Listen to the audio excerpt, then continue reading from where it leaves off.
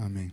El pasaje principal que vamos a tomar ya ha sido leído, Marcos 3, del 13 al 19. 3, del 13 al 19. Vamos a leerlo una vez más. Marcos 3, del 13 al 19. La palabra del Señor dice de esta manera. Marcos capítulo 3, del verso 13 al 19. Hoy continuamos con la serie hablando del discipulado cristiano, porque estamos en este año llamado el año del discipulado personal. Y queremos que Dios nos siga empapando como iglesia de esta visión. Amén. Nosotros mismos queremos crecer como discípulos, entender más qué es lo que significa ser discípulo de Jesús, de nuestro Señor. Muy bien. Vámonos a Marcos 3, versos del 13 al 19. Dice así la palabra del Señor: después subió al monte y llamó así a los que él quiso y vinieron a él, y estableció a 12 para que estuviesen con él y para enviarlos a predicar y que tuviesen autoridad para sanar enfermedades y para echar fuera demonios: a Simón, a quien puso por sobrenombre Pedro, a Jacobo, hijo de Zebedeo, a Juan, hermano de Jacobo, a quienes apellidó Boanerges, esto es, hijos del trueno, a Andrés, Felipe, Bartolomé, Mateo, Tomás, Jacobo, hijo de Alfeo, Tadeo, Simón el cananista y Judas Iscariote, el que le entregó. Y vinieron a casa. ¿Por qué vamos a hablar de discipulado este año? ¿Por qué discipular? Hay algunos criterios importantes que necesitamos considerar. Primero, ¿por qué discipular? Una de las respuestas es porque Jesús lo pidió.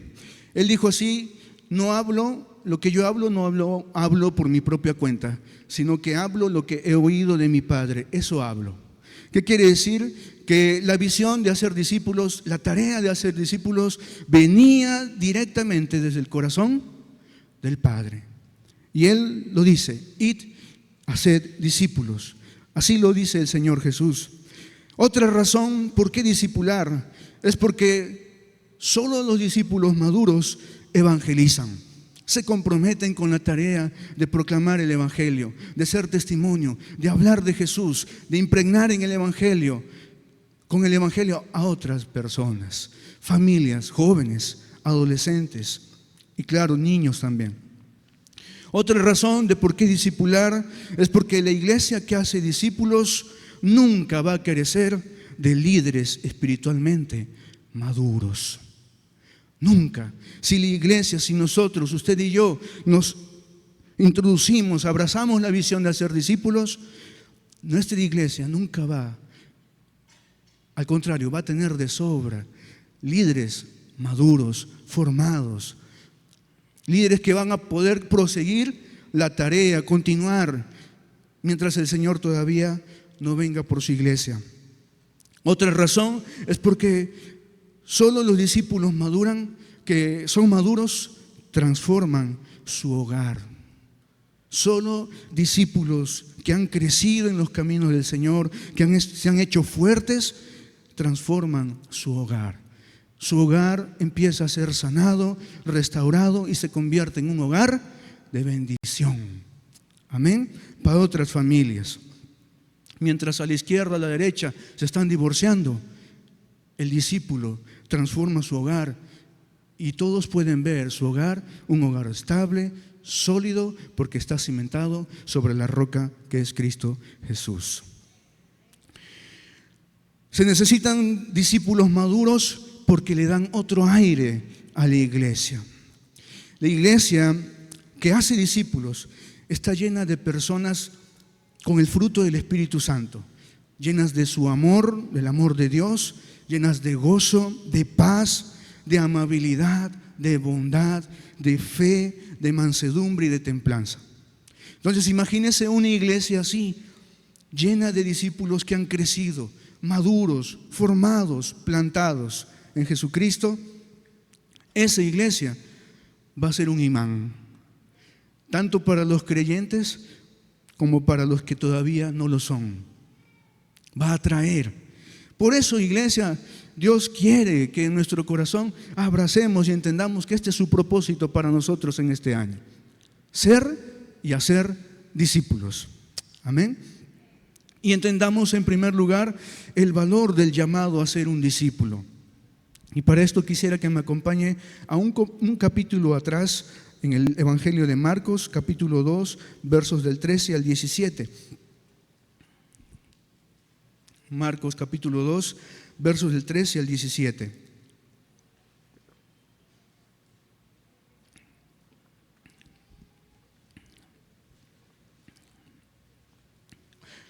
El llamamiento de Leví. Después volvió a salir al mar y toda la gente venía a él y le enseñaba. Y al pasar vio a Leví, hijo de Alfeo, sentado al banco de los tributos públicos, y le dijo: sígueme. Y levantándose le siguió. Aconteció que estando Jesús a la mesa en casa de él, muchos publicanos y pecadores estaban también a la mesa juntamente con Jesús y sus discípulos, porque había muchos que le habían seguido. Y los escribas y los fariseos, viéndole comer con los publicanos y con los pecadores, dijeron a los discípulos: ¿qué es esto? ¿Que él come y bebe con los publicanos y pecadores? Al oír esto, Jesús les dijo: los sanos no tienen necesidad de médico, sino los enfermos. No he venido a llamar a justos, sino a pecadores. El valor del llamado a ser un discípulo. El Señor Jesús llamó hombres en los que Él quería trabajar. Y en este capítulo, este pasaje leído, vemos el llamamiento de Mateo, o también llamado Leví. El Señor llama a hombres, llama a individuos, llama a personas, porque Él quiere trabajar en sus vidas. Empieza el pasaje y toda la gente venía a Jesús. La gente de Galilea venía a Jesús. Obviamente que venían con muchos intereses, pero no por eso Cristo dejaba de enseñarles. Y en sus palabras les mostraba las verdades del reino de los cielos. Y en uno de esos días, mientras el Señor recorría esa provincia, va a acercarse a un hombre llamado Mateo. Leví también. Leví para ese entonces, Mateo para ese entonces ya había oído acerca del Señor Jesús, acerca de sus milagros, sus enseñanzas. Esto era inevitable porque en aquel tiempo, en aquel momento, ya el Señor Jesús era muy, muy conocido en muchas provincias. Así que inevitable también era el hecho de que la mano de Dios estaba sobre el Señor Jesús. Todos veían en el Señor Jesús algo muy particular, algo muy distinto. No era como un profeta más, un maestro más. Nosotros sabemos que Él era el Hijo de Dios y Él es el Hijo de Dios. Pero en ese tiempo otros creían otra cosa del Señor Jesús. Y en eso aparece en la escena Mateo. ¿Quién era Mateo? Un cobrador de impuestos, un judío que se asociaba a los romanos y en lugar de defender la causa de su pueblo, les cobraba impuestos y les cobraba montos sobrevalorados. Lo que debía cobrar, no cobraba, cobraba un poco más, y eso hacía que los publicanos, los cobradores de impuestos, sean repudiados por sus mismos hermanos judíos. Ese era Mateo, un hombre que dejó de lado la fidelidad hacia su pueblo y puso su interés, su deseo en lo material. Se dedicó a hacer dinero, a hacer riquezas, a trabajar, a tener una vida aparentemente común como cualquier otra, pero Dios tenía un propósito para él. Dios, el Señor Jesús, había puesto sus ojos en él. Entonces el Señor Jesús lo llama. Y el llamado de Cristo hacia Mateo fue un llamado trascendente. respecto a cosas eternas, respecto a cosas espirituales, que son de superior valor a lo que hay en el mundo y a las riquezas del mundo. Era una herencia espiritual. No le iba a dar un liderazgo solamente, no le iba a dar propiedades, mejores ganancias, le iba a dar herencia eterna. Cosas valiosas, espiritualmente valiosas. Y eso era lo que Cristo quería poner en Mateo, y por eso lo llama, diciéndole, al verlo sentado al banco de los tributos públicos, el Señor Jesús le dice: sígueme. Y levantándose le siguió. Aparentemente es algo difícil de entender que al primer llamado Mateo reaccionara y obedeciera al llamado y siguiera a Jesús. No era la primera vez que Mateo tenía contacto con el Señor. Ya había oído mucho. La fama de Jesús se había divulgado. Sus enseñanzas habían transformado y estaban transformando a muchos. Sus enseñanzas eran palabras de vida eterna que cambiaban el corazón, que cambiaban la vida. Entonces, Mateo, ¿por qué responde de esa manera tan inmediata al llamado del Señor Jesús? Porque Mateo, en primer lugar, consideró, valoró quién lo llamaba. La respuesta de Mateo fue inmediata al considerar quién lo estaba llamando.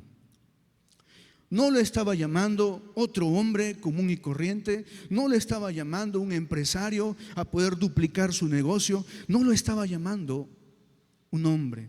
Era el mismo Dios llamando al corazón de Mateo. Era el mismo Señor llamándolo y diciéndole: tengo vida eterna para ti, tengo salvación para ti, tengo un nuevo camino para ti, tengo vida eterna, tesoros celestiales. Entonces Mateo responde de manera inmediata, porque también su decisión fue pensada, no solo emotiva. La decisión de Mateo fue pensada, la pensó muy bien. No es que la pensó en el momento, la estuvo pensando, estuvo evaluando. Él colocó en una balanza, Mateo colocó en una balanza sus riquezas, sus intereses, sus fracasos, con esa persona llamada Jesús, el Hijo de Dios. ¿Y quién era Él? Entonces, su decisión fue pensada. Él evaluó, él sabía muy bien qué valía más, qué era más urgente, qué era más importante, qué realmente era verdadero. Entonces, la respuesta de Mateo fue inmediata y tomó una firme resolución. Lucas complementa esto. Lucas dice textualmente que Mateo, dejándolo todo, lo siguió. Dejándolo todo, lo siguió. Siguió al Señor Jesús. Dejó su banco de tributos. ¿Qué significa eso para nuestros días? ¿Dejar el trabajo? No. ¿Dejar el negocio? No. Solamente establecer una nueva prioridad, una nueva meta en tu vida, en mi corazón, en tu corazón. Cristo Jesús, la meta, nuestra meta, su llamado al cielo, nuestra meta, por encima de todo lo que pudiéramos tener aquí. Entonces, nuestro tiempo, nuestra atención, nuestras fuerzas, nuestra voluntad van a dirigirse ahora a las cosas eternas, eternas. Por eso es que Mateo tomó una decisión así, porque él consideró el valor de ese llamado y sobre todo quién lo estaba llamando. Hoy en día el Señor sigue llamando. el Señor sigue llamando, llamando para formarnos, para hacernos sus discípulos, para darnos riquezas, tesoros espirituales, para obrar y poner en nosotros vida y vida en abundancia, para colocar en nosotros su presencia, su espíritu, sus frutos, a fin de glorificarle a Él y ser de bendición a los que no conocen al Señor. El Señor hoy sigue llamando a muchos. Te está llamando. Te está llamando. Te está llamando. A través de las cosas que hemos vivido, a través de las cosas que pasamos, a través de los accidentes que nos acontecen, a través de las pruebas por las que vivimos, a través de todas esas circunstancias de dolor, a través de los momentos en que hemos estado en un hospital internados, Dios nos está llamando. Nos está llamando. Solo Él tiene palabras de vida eterna para cada uno de nosotros. ¿Quién nos está llamando? El Hijo de Dios. ¿Quién nos está llamando? El Salvador, el Señor Jesucristo, el Rey de Reyes. Él te está llamando. Nos toca responder también, amén. ¿Cuál va a ser tu respuesta? ¿Cuál va a ser tu respuesta? Y cerrando tu farmacia, lo dejaste todo y seguiste a Jesús. No. Sigue trabajando en tu farmacia. Sigue trabajando en tu negocio. Pero ahora tienes algo más, algo superior, algo por encima, un propósito mayor, herencia eterna por la que correr. Un Cristo a quien seguir. Un Cristo que murió en la cruz, que tiene no solamente vida nueva, sino su gracia, su amor y sus propósitos para cada uno de nosotros. Seguidamente, en este pasaje que hemos leído, volviendo a Marcos 3, versos del 13 al 19, vemos la elección de los 12 discípulos. ¿Cómo los eligió el Señor? ¿Cómo los eligió? Claro que Él fue llamando uno a uno, pero ¿cómo sabía que ellos eran a los que Él iba a llamar? Dice así, verso 13, después el Señor Jesús subió al monte y llamó así a los que Él quiso y vinieron a Él. Y estableció a 12 para que estuviesen con Él y para enviarlos a predicar, que estuviesen autoridad para sanar enfermedades y echar fuera demonios, dice la palabra. En ese momento, para entender muy bien por qué el Señor, precisamente en ese momento, Él empieza a orar por 12 y a llamar a 12. ¿Por qué? En ese momento era un momento crítico, no era un momento en el que su ministerio iba de viento en popa, encontró oposición.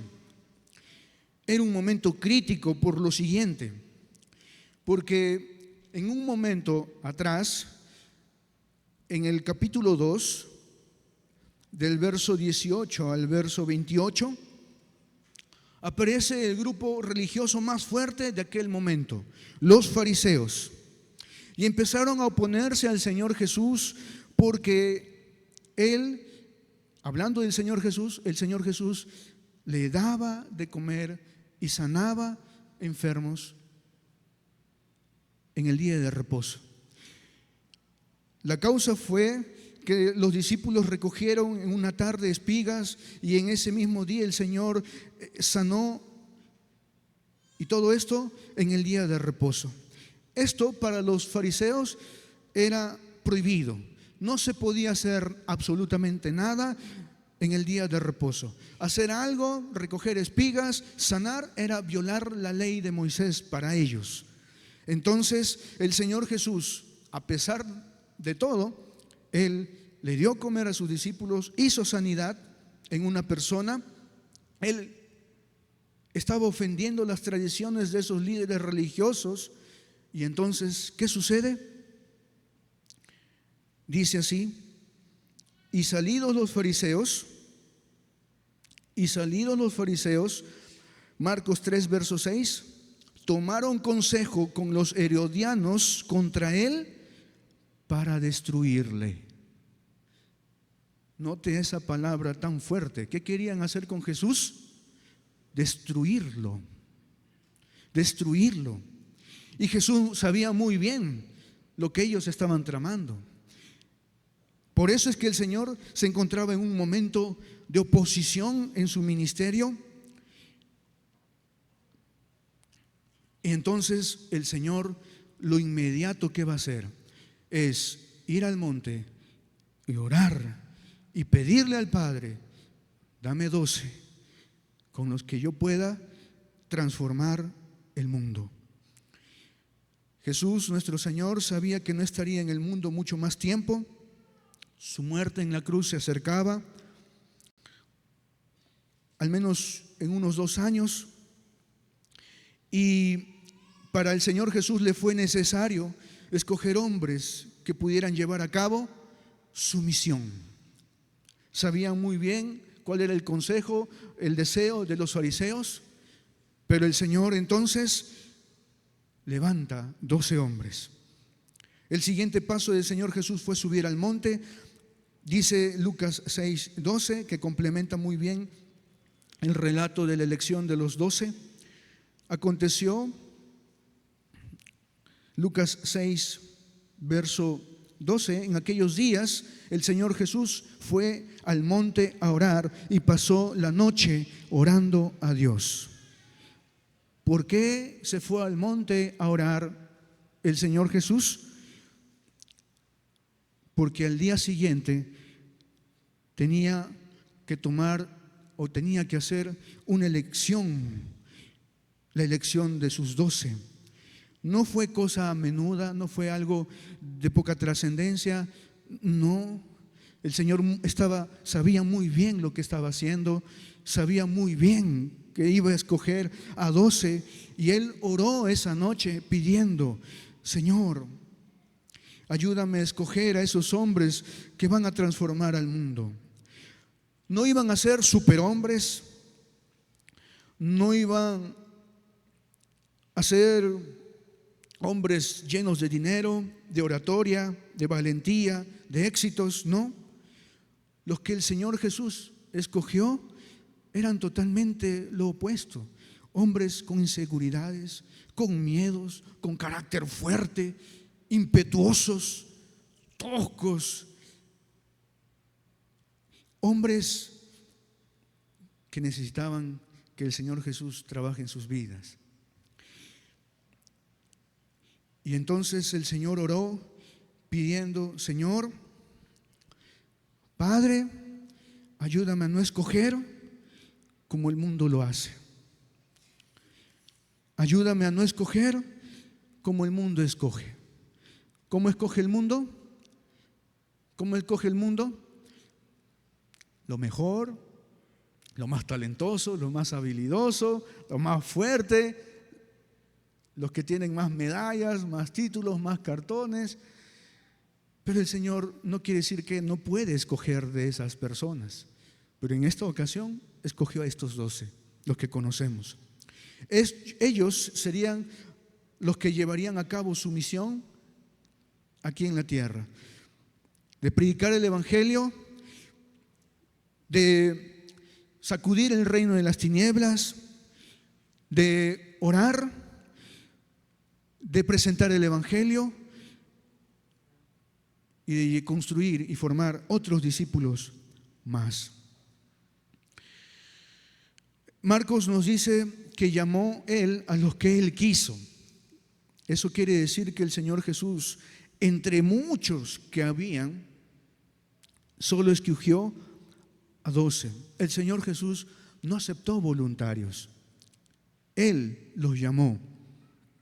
Imagínense a cuántos habría obviado el Señor Jesús para solo quedarse con 12. Así de importante fue la decisión del Señor Jesús, y así lo hizo, orando, pidiendo a Dios dirección para una correcta elección. Mis hermanos, la oración es importante no solo para elegir, sino para formar discípulos. La oración al momento de elegir. Este año todos estamos desafiados a discipular. Todos vamos a discipular a uno. Y la pregunta es, ¿a quién voy a elegir para discipular? Entonces, si la oración fue el primer recurso de Jesús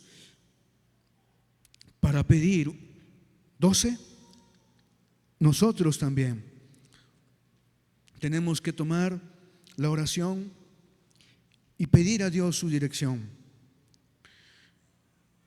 Esto es algo muy importante y trascendente. Dice también Marcos 3, estableció a 12 para que estuvieran con Él y para enviarlos a predicar. Escogió 12 para que estuvieran con Él. No hubo nada más importante en los 3 años de ministerio del Señor Jesús, nada tan importante como esto, de que ellos, los 12, pasaran tiempo con Él.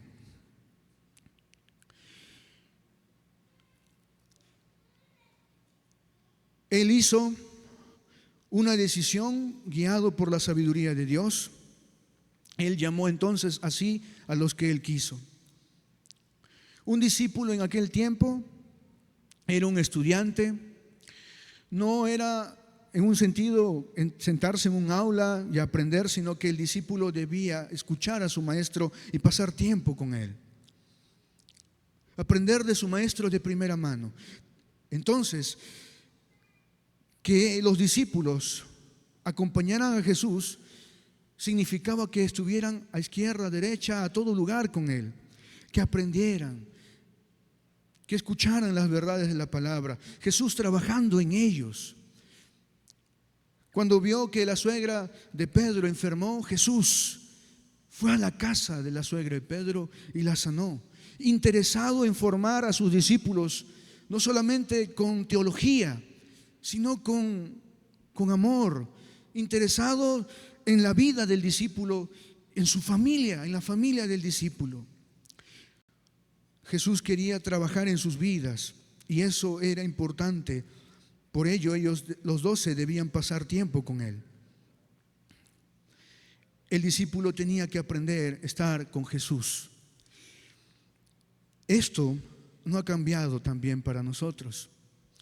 Si queremos ser discípulos que podamos impactar, que podamos ser de bendición con nuestro testimonio, con nuestra vida, tenemos que aprender también a pasar tiempo con Jesús, aprender a estar con Él, a pasar tiempo con Jesús de rodillas.